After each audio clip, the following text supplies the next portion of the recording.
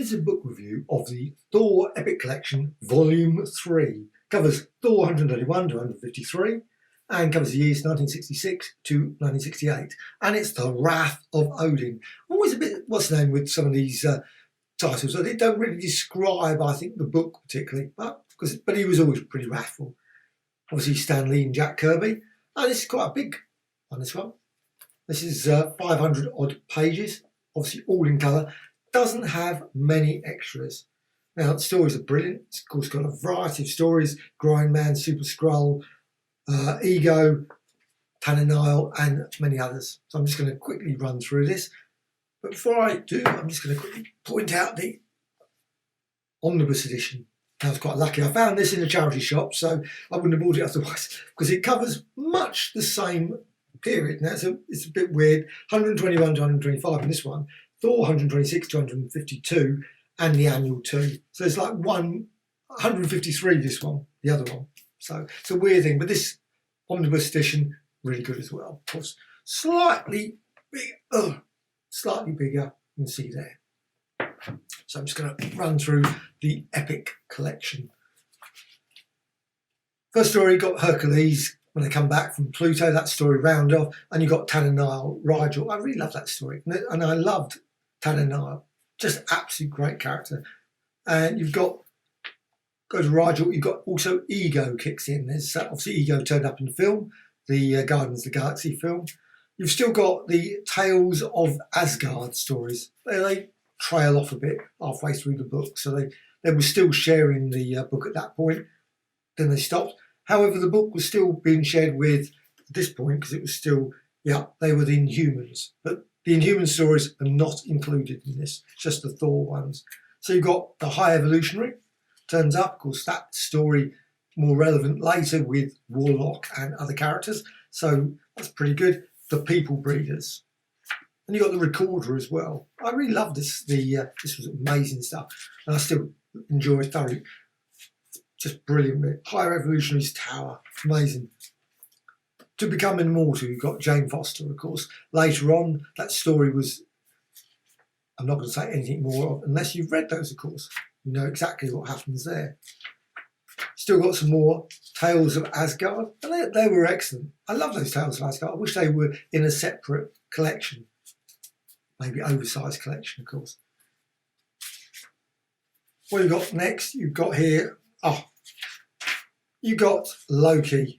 Loki's still there, and of course, in this case, you've got the Destroyer, good old Destroyer. Now, virtually everyone, I think.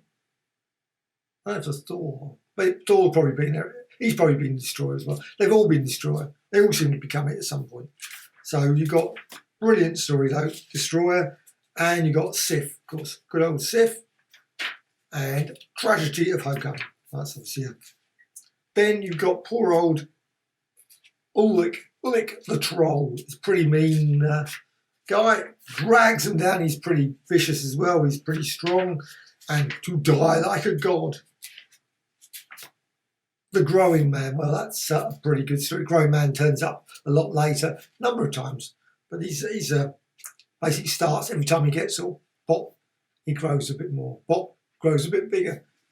But I always wonder how far he could grow. Does he grow the size of the entire world, the size of the entire galaxy? Would be interesting, wouldn't it? Be interesting the gravitational issues at that point. Then you've got Slugger Side, which is obviously I've Been Waiting a Life, The Wrath of Replicus.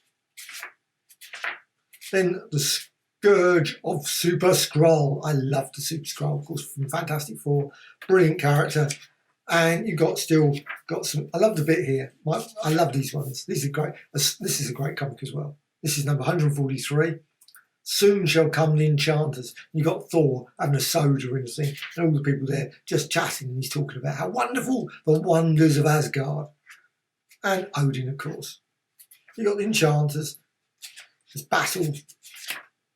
Battlefield or Battleground? Battleground, I should say. Battleground Earth. And then you've got the ring. It goes down a bit at this point. I always love some of these stories. You get like like Fantastic Four, they battle Galactus. Then the next week they're battling some guy, just very basic story. So you really go from amazing to very low-powered story. But it's a good story also. And then you've got Loki kicks in. Loki's been in the background a bit in these stories.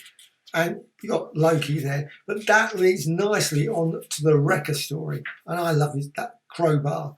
Sort of obviously for Thor, basically, but battling himself. He's a vicious. And the Destroyer, of course, kicks in as well. And all the way through Illic. And then you've got Loki at the end. So this is a brilliant, brilliant collection. Really love this epic collection. And it's got very limited, sadly, bonus material. I love bonus material at the back of books, so it's pity this one doesn't have more, but it's got a lovely one. This one's 144 unused cover, and when you look at these things you can often see why they were unused. Still great cover, brilliantly drawn by Jack Kirby, but it's still, you just think, yeah, the one that was done was much better. Then you got the Replicas one. This is 141, and well, I wasn't too keen on Replicas anyway, so less said about that the better. So Thor Epic Collection Volume 3, really, really brilliant epic collection, like virtually all of them. Excellent stuff.